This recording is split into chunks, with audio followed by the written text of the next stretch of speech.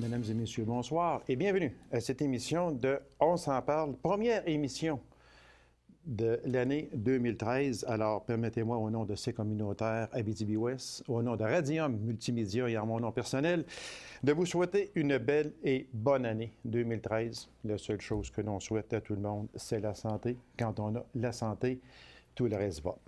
Alors, une bonne année à tout le monde.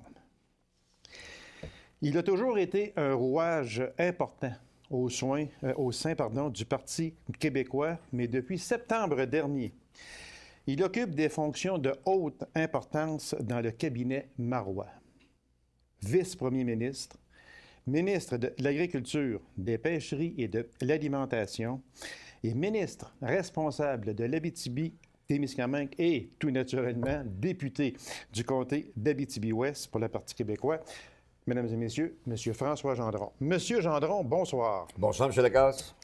Merci d'avoir accepté cette invitation malgré un agenda passablement chargé. L'agenda d'un député, elle est là. L'agenda d'un ministre et de toutes les fonctions qu'on vous a données, ça doit vous prendre un gros cahier, j'en suis persuadé, M. Gendron. Mais juste avant, si vous me permettez, je vais vous laisser. D'abord, je vous félicite de votre réélection et également des nominations que Mme Marois vous a données. Et je suis certain que vous allez les mener à bon port, tous ces dossiers-là. Et je vais vous laisser quelques secondes pour vous adresser à la population, vu que c'est notre première entrevue de l'année. Bien, je vais vous dire merci, M. Lacasse, de vos vœux de succès. Par contre, à la population, parce que c'est ça qui est majeur, merci de m'avoir fait confiance à nouveau.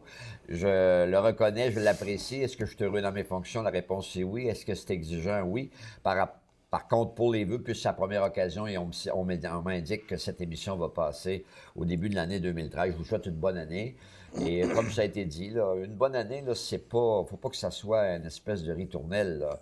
Une bonne année, ça veut dire la santé d'abord, la capacité de vous réaliser, la capacité également de sentir que votre situation personnelle, la situation collective du milieu s'améliore. Si on réussit à ce chapitre d'avoir des gains, ben vous allez en profiter les premiers. C'est ce que je vous souhaite, une année de prospérité, d'engagement, de réalisation, de fierté et de vision. Alors, bonne année 2013. Monsieur Gendron, vous avez 3 chaises, 4 avec celle de député d'Abitibi-Ouest, dans laquelle vous êtes la plus confortable. Oh, ce sera toujours la première, vous oui, le savez. Parce que sans la première, voilà. les autres ne seraient pas Impossible. là. Alors, moi, je suis toujours député d'Abitibi-Ouest, heureux de l'être, un mandat des électeurs pour les représenter. Et c'est pas pour rien que j'ai encore 2 bureaux de comté, on va les garder. Je me bats presque régulièrement pour pas toucher à mes lundis, parce qu'il y a toutes sortes de bonnes raisons de me faire une tournée, il y a toutes sortes de bons prétextes pour être en mission à l'étranger, il y a toutes sortes de bonnes affaires. Exactement. Mais les lundis, j'essaie autant que possible d'être dans la circonscription, de même qu'un vendredi de temps en temps. Alors, on va essayer de maintenir ça, mais ma première fierté, et ceux avec qui je suis le plus redevable, c'est les citoyens d'Abitibi-Ouest qui m'ont donné un mandat pour une dixième fois. Et merci 1000 fois. On va essayer de l'exercer. Quant au reste, on va faire plus que notre possible. C'est de se réhabituer à un agenda ministériel. Vice-premier ministre, c'est toutes des choses qui se font, qui paraissent pas. Un point de vue au Conseil des ministres qui sont pas sur mes dossiers, il faut que je le dise parce qu'il me semble que ça glisse, il me semble que c'est pas tout à fait ça. Donc, il arrive que j'interviens, il arrive que la première ministre m'indique, ben, regarde François, j'aimerais ça que tu fasses ci, fais ça. Le secrétaire général, pareil, m'indique des va aller trop vite, m'indique des responsabilités liées à la fonction de vice-premier. Et je donne un exemple, ma mission en Chine, je suis allé beaucoup plus comme vice-premier ministre, parce que eux, c'est important que le gouvernement chinois, comme il accompagne le développement économique des entreprises chinoises, ils voulaient avoir le pendant, parce qu'il y a beaucoup d'entreprises du Québec qui font des affaires en Chine, et ils voulaient que ces entreprises-là voulaient que le vice-premier ministre, qui est le numéro 2 du gouvernement du Québec, les accompagne pour donner du relèvement à leur présence en Chine et leur capacité de faire du maillage, de faire du partenariat d'affaires. C'est ce que je suis allé faire. Et là, je vous laisse conduire le reste de l'entrée. Monsieur Gendron, on savait, lorsque vous avez été réélu et que le gouvernement Marois prenait le pouvoir, on savait que François Gendron aurait possiblement un gros ministère. Ça, c'était presque écrit dans le ciel. Vous êtes le doyen, vous êtes le bras droit de Mme Marois. Mais c'est un gros ministère que vous avez. Ministre responsable de la région de l'Abitibi-Témiscamingue, ça, on s'en doutait un peu, tout simplement. Mais ce qui a été un peu surprenant pour à peu près tout le monde, et moi le premier, et non pas que vous ne le méritiez pas, mais le titre de vice-premier ministre, c'est quand même quelque chose d'excessivement lourd à porter et important, parce qu'après Mme Marois, c'est vous. Exact. Est-ce que ça vous a surpris? Un peu, sincèrement, parce que, qu'est-ce que tu veux, c'est d'envergure. Mais en même temps, je crois qu'il faut expliquer ça rapidement, là. Les producteurs agricoles, le secteur alimentaire, le secteur des pêcheries dans les 7 dernières années ou les 9 du gouvernement libéral, et il n'y a pas de jugement négatif, il y a un jugement factuel. Ils ont passé 6 à 7 ministres. Mme Marois, qui est très sensible à des réalités objectives pour un parti souverainiste, politique de souveraineté alimentaire, nécessité de rehausser la crédibilité et l'image de l'agriculture au Québec et ses composantes, souhaitait d'avoir quelqu'un qui rapidement a une certaine crédibilité expérientielle. Pas plus loin, parce que c'est moi qui parle, donc c'est compliqué. Mais mais à coup sûr, je pense que ce que je dis n'est pas de fausseté. Non. Donc, dans sa présentation, elle a indiqué, je souhaite qu'il y ait quelqu'un de mature, qui a une bonne expérience du Parlement, de l'Assemblée nationale et de ses composants, et de l'État québécois. Donc, est-ce que mon apprentissage, au-delà de la connaissance des filières fines, la connaissance des filières fines du ministère, est-ce que j'ai besoin de beaucoup de cours là, pour les comités ministériels, le Trésor? La réponse, c'est non. Donc, elle voulait quelqu'un qui démontre qu'on veut donner beaucoup d'importance au secteur agricole parce qu'il y a de la vision. Et j'ai juste à lire Le Devoir un matin là, par rapport à l'accaparement des terres. Tu sais, puis je vais tomber tout de suite dans un dossier. Et je vais être au congrès de l'UPA. Est-ce que je sais que je suis attendu? Oui. Est-ce que je sais, excusez, que la barre est haute? Oui. Est-ce que je vais devoir livrer des choses? Oui. Mais j'ai déjà commencé à poser des gestes. Et Mme Marois voulait donner un signal important. 1. 2, à dire, ça reste le doyen, je m'entends bien avec lui, parce qu'elle m'a expliqué un peu plus en détail le pourquoi. Je fais grâce du détail. Mais oui, j'ai été très honoré d'avoir la confiance de la première ministre du Québec. Mais en même temps, est-ce qu'il y a une espèce de logique quand tu es le doyen, quand tu n'as pas trop fait de gaffe majeure, tu n'as pas de dossier très négatif. Dossier noir, comme on dit. Non, je n'irai pas jusque-là, mais tu n'as pas de dossier très négatif. Employons ce mot-là. J'ai plutôt un dossier positif. Moi, je suis un gars plutôt positif que négatif. Oui, exactement. Alors, ça peut s'expliquer, mais regarde, je ne sais pas à moi aller plus loin là-dedans. Là. Je suis tout simplement honoré. C'est exigeant. La barre est haute. Mais on va le faire avec mes convictions, on va le faire avec ma façon de faire. Et vous êtes en forme pour le faire aussi, oui. Ça, c'est important.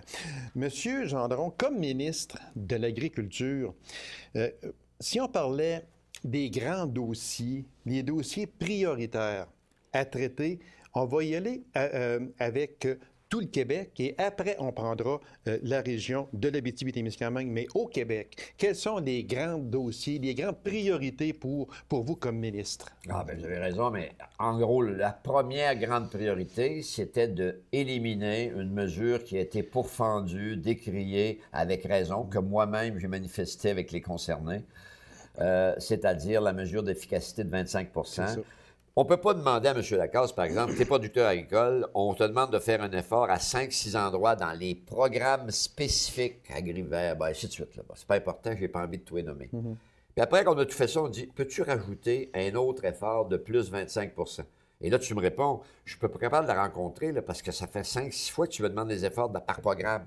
Je les ai faits. Ça, on appelait ça la révision des programmes du revenu agricole par rapport à l'assurance, stabilisation des revenus agricoles. Je ne sais pas si compliqué que ça en a l'air, là. Et là, après ça, rajouter 25. Donc, premier geste. J'ai annulé le 25 %, mesure la plus décriée. Deuxième geste, je vais dire quelque chose au congrès de l'UPA, je ne peux pas le dire ici. Troisième geste, rapidement, c'est toute la question de l'adaptabilité des programmes agricoles où on se rend compte que dans certains cas, ça manque de souplesse. Je donne un exemple. Ici, on a un programme, par exemple, en Abitibi-Témiscamingue, mais juste pour comprendre, sur le drainage des sols. Ah, moi, j'ai resté surpris. Je ne pensais pas qu'à l'intérieur des programmes agricoles nationaux, il y avait une capacité de financer le drainage agricole? La réponse, c'est oui. Mais tellement mal adapté à notre réalité qu'il y a peu de producteurs qui apprennent, parce qu'il n'y a pas d'avantage là, vraiment. OK. Donc, tu y vas juste par petites pincées, on n'y arrivera jamais. Si on ne modifie pas le programme pour y aller d'une façon plus substantielle. Je suis convaincu que vous me comprenez. Oui, Les producteurs agricoles me comprennent. Donc, il y a lieu d'avoir énormément de gestes concrets pour adapter plus et mieux à la réalité, parfois de certaines régions, parfois du climat, parfois des sols, parfois des productions, les programmes agricoles. Quatrième priorité, c'est toute la question du zonage agricole.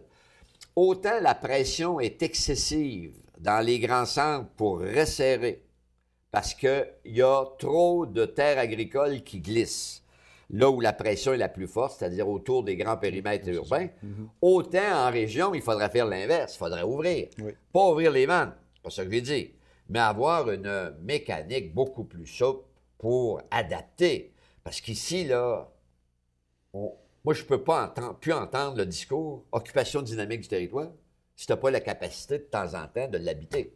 OK. Donc, il faut ouvrir dans les régions périphériques, Puis fermer un peu. fermer un peu pour avoir un équilibre sur une loi du zonage qui répond mieux à la modernité. Et un dernier point, toute la question de l'accaparement des terres, c'est un problème qui prend de l'ampleur. Est-ce qu'il prend autant d'ampleur dans les faits? La réponse, c'est non.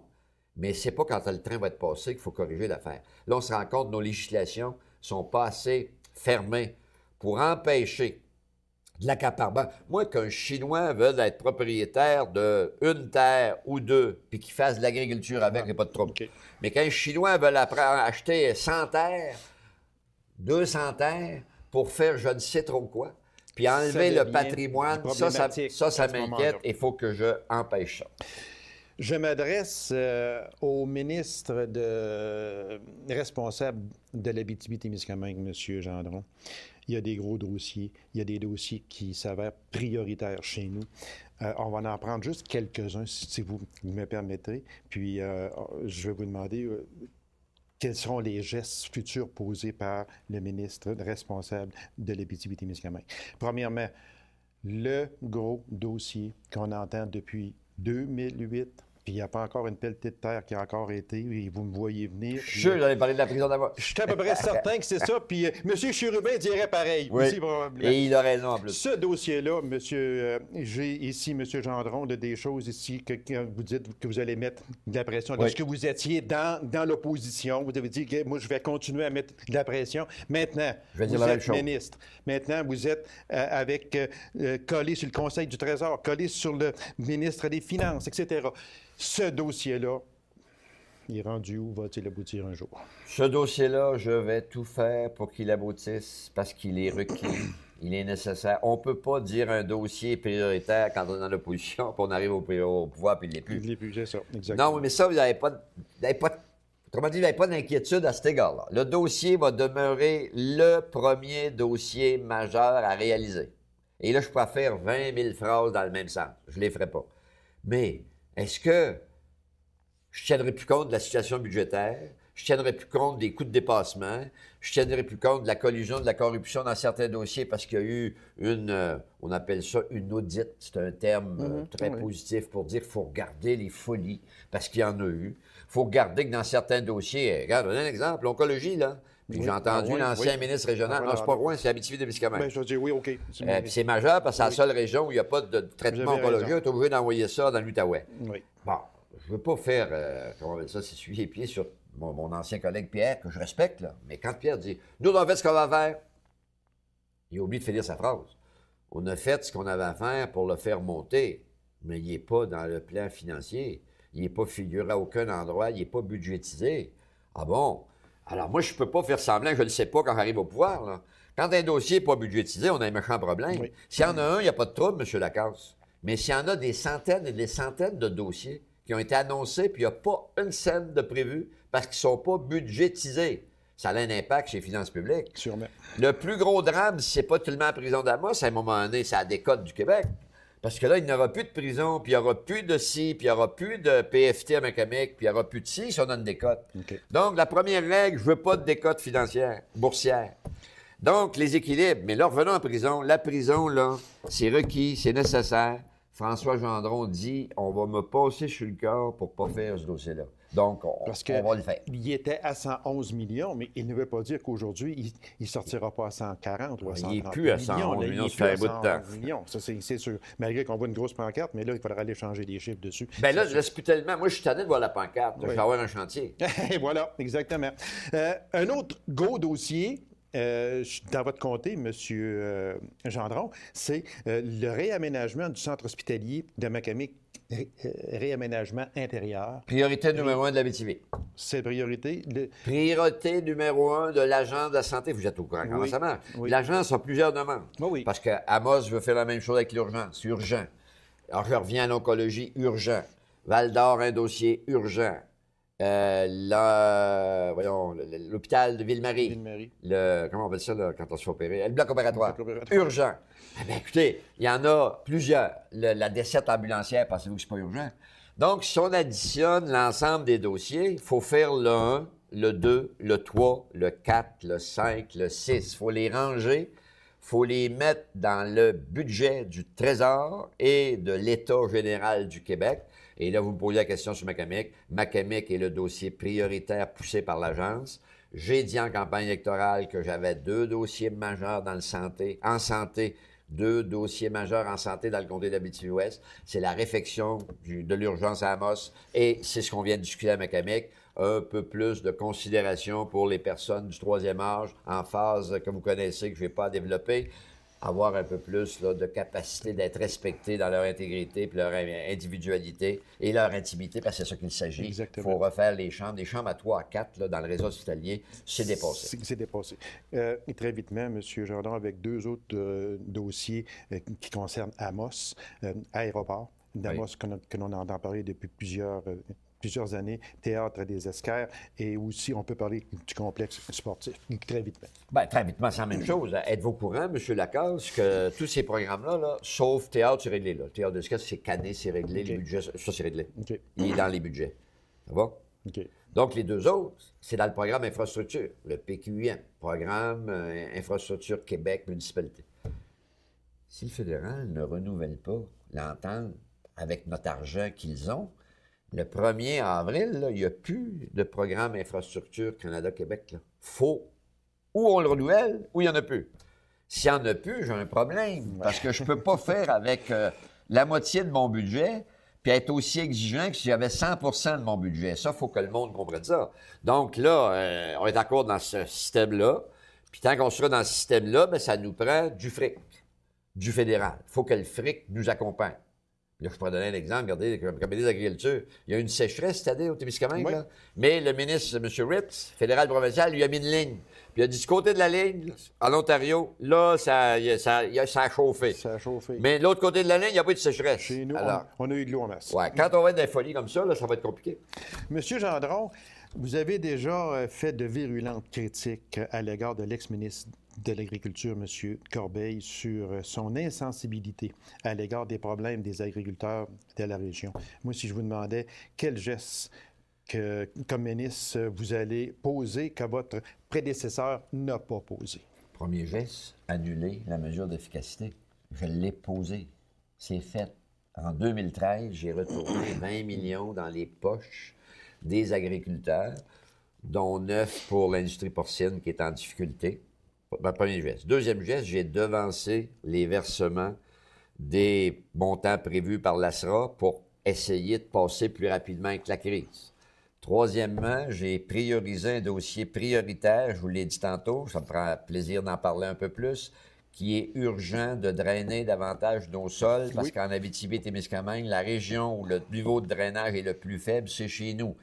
J'ai pas dit que je trouvais complètement insensible M. Corbeil en agriculture. J'ai dit son gouvernement a étranglé les agriculteurs avec des mesures requises. Je suis honnête, là, mesures requises, comme d'habitude, mais trop vite, qui a étouffé la capacité des producteurs de s'adapter. Conséquence, on a perdu 75 à 80 exploitations agricoles dans les 2 dernières années et demie. Alors, c'est plus ça que j'ai dit. Est-ce qu'il a été sensible, rappelez-vous, quand il y a eu une crise en Abitibi suite au resserrement des programmes de l'ASRA, il s'est battu avec son conseil des ministres pour, après avoir causé du dommage, rapatrier un pot de 8 millions, qui a été à peu près pas pris. Avez-vous justement, compris? Compte oui, tenu c'est ça de les programmes étaient mésadaptés à c'est notre ça réalité. que je m'emmenais justement à ça, M. Gendron, c'est que vous Donc, l'avez si votre accusé recherche est bonne, vous à constatez maintes que je reprises, m'occupe de mais mes c'est dossiers. Bien, ma recherche est toujours bonne, M. Gendron. Mais c'est ça, c'est que vous avez accusé d'être insensible et donné l'exemple d'une enveloppe de 8,3 millions en 2010 pour venir en aide aux agriculteurs, mais presque personne n'a pu toucher faute de moyens. Vous avez tout à fait raison et c'est plus... Je suis mes dossiers, M. Gendron? Ben, moi également. Alors, c'est plus cette insensibilité-là que j'ai prévue, OK. que j'ai dénoncée, pardon. Regardez, rappelez-vous, M. Lacasse, ce qui s'était passé dans la forêt. Rappelez-vous. Rappelez certains. Parce que ça fait plusieurs fois qu'on s'interroge. On s'interroge, mais on communique ensemble. On jase. Dans le dossier forestier, il y a eu un premier plan, pas une scène de prix. Deuxième dossier, il y a eu quelques piastres. Ils n'ont fait 5 pour pas que l'histoire soit trop longue. Ça lui a pris 5 plans avant que des concernés puissent bénéficier d'un quelconque aide. Ça, là, c'était réel d'un crédit. 8,3 millions pour l'Abitibi sur 5 ans. Mais avec ce qu'on appelle des paramètres qui fait qu'à peu près personne se qualifie, à peu près personne peut l'avoir. Donc, c'est pour ça que dans les programmes d'adaptation à la réalité des producteurs concernés, il faut y mettre de la souplesse et la capacité pour les producteurs de pouvoir y accéder. Autrement que ça reste de l'argent de Monopoly. Exactement. Et moi, je ne veux pas d'argent de Monopoly. Vis-à-vis la financière agricole, on sait que ça a été créé, cette financière-là, pour accompagner et développer des agriculteurs. Et puis, on dit que maintenant, c'est un assureur comme les autres. Comment vous voyez, vous, comme ministre, la financière agricole? Bien, j'aime votre question parce que autant, puis là, ce que vous dites, vous appelleriez l'UPA. Là, je ne vous demande pas de l'aimer ou pas. Là. Enfin, je veux dire, vous appelleriez l'UPA, puis il dirait le contraire. Depuis 5-6 mois, il y a eu un virage majeur à la financière où on sent que la collaboration, la souplesse et se forcer pour aider plutôt que se forcer pour nuire. Il y a des agriculteurs qui diraient « enfin ». Oui, avec raison. Non, mais là-dessus, on s'accorde. On s'accorde.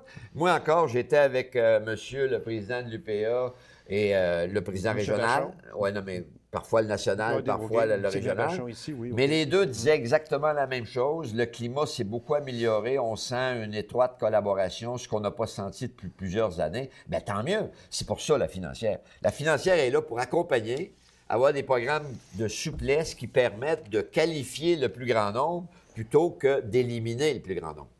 Fait que vous avez... C'est ça, parce que, et vous l'avez très bien expliqué, c'est qu'aujourd'hui, ça a changé un peu. Oui, la philosophie de la financière a changé, les relations sont meilleures. Je reçois régulièrement ici, j'ai reçu M. Vachon, j'ai reçu M. Comeau à plusieurs reprises, et ce n'était pas le cas il y a quelques années passées. Vous avez 100% raison. Du tout. Le Parti québécois souhaite revoir le mode de protection des terres agricoles. On dit que les règles sont trop rigides, freiner le problème d'accompagnement des terres agricoles par des intérêts étrangers. On en a parlé un peu. Oui, je peux être plus précis. C'est prioritaire pour vous, je peux être plus précis. Oui, ça, c'est toute la notion de l'accaparement massif ce qu'on appelle le patrimoine agricole. Parce que si on ne protège pas le patrimoine agricole, écoutez, on s'en va. Comment on va faire une politique de souveraineté alimentaire si on ne protège pas le patrimoine agricole? Donc, je m'explique rapidement. Il y a lieu de resserrer là où la pression est la plus forte. Où la pression est la plus forte, c'est dans le 450, dans la grande couronne autour de Montréal, parce que c'est là qu'il y a beaucoup d'explosion démographique, puis une structure de plus, un centre d'achat de plus dans le champ, puis bon. Donc, on gruge constamment le potentiel agricole. Est-ce que c'est bon? La réponse, c'est non. Est-ce qu'il y a lieu d'avoir une revision de la loi pour être capable d'avoir un zonage agricole qui protège les meilleurs sols de catégorie 1, 2, où sont les meilleures terres du Québec? Ça, c'est béton. Il faut aller plus loin dans le resserrement. Est-ce qu'il faut, pour ouvrir les ventes, mettre plus souple dans les terres de catégorie 4, 5, de moindre qualité pour avoir une occupation dynamique du territoire? Moi, je pense que oui. On va en parler dans la politique de souveraineté alimentaire et j'espère avoir la collaboration des concernés. Je m'adresse maintenant au vice-premier ministre de la province de Québec. Taxe santé recule. Oui. Il me semble que les gens, vous avez été chercher beaucoup de votes par rapport à cette fameuse taxe santé. Aussitôt le pouvoir pris, on abolit. En 2012, tout le monde va la payer. Non, ça, c'est pas vrai. Là. Bien, en 2012. Ah, en 2012, oui, Oui, bien sûr. en 2012. Excusez, non, je Oui. m'excuse, c'est moi Oui. qui ai fait l'erreur. En 2013, OK. OK. Il se manque en Oui, 2012. mais regarde, au total, bon, recul, on n'a pas le choix. Les finances publiques nous permettent pas d'appliquer tout de suite la mesure la première année, c'est-à-dire l'année en cours. Puis il n'en reste pas beaucoup de l'année en cours. Alors, vous avez raison que dans l'année, pour ce qui est de ton rapport d'impôt 2013 pour 2012, on ne peut pas appliquer ce qu'on a dit. Ça, c'est vrai. Bon, est-ce que, parce que j'écoutais encore, tout le monde en parle, l'animateur qui répète ce qu'on lui met, ce qu'on dit de répéter. Alors, c'est recul, mais il y a 4 millions, qui vont en profiter. Pas la première année. J'aimerais mieux que ce soit ça qu'on dise. Il y a 4 millions de Québécois qui vont en profiter, puis un mandat, c'est 4 ans. Donc, on fait au moins la moitié du chemin là-dessus. François Gendron, là, en campagne, oui, je le répéterai 100 fois, on pensait de faire 100 du chemin. On pensait de dire à 8 millions de contribuables, tu ne payes plus la taxe santé. Même on va le dire à 4. Puis même en 2013, il va y avoir aussi un 4 manque millions. à gagner de Oui, mais il y a 4 beaucoup. millions, la moitié. Oui, je comprends. Mais par contre, celui qui gagne 42 000 avec celui qui en gagne 130 000, il va payer le même montant. C'est là qu'il y a un problème, M. Gendron. Pas tant que ça, parce que savez-vous Ben, pourquoi? Non, mais juste une minute, c'est parce que moi, il faut savoir de quoi on parle. Le 42, Ben, d'abord. Je pense que je sais de quoi non, que je mais parle, t'as M. Gendron. Je n'ai pas dit que vous n'avez pas de overlay, je vais l'expliquer. Oui. Le 42, êtes-vous au courant que c'est net? Oui. Ah bon? Donc, êtes-vous au courant que ça veut dire que c'est plus 50-53 brut? Environ. Ah non, je suis sûr de ce que je dis. OK. Êtes-vous au courant qu'à 53 000, on vient de toucher 75 de la population du Québec?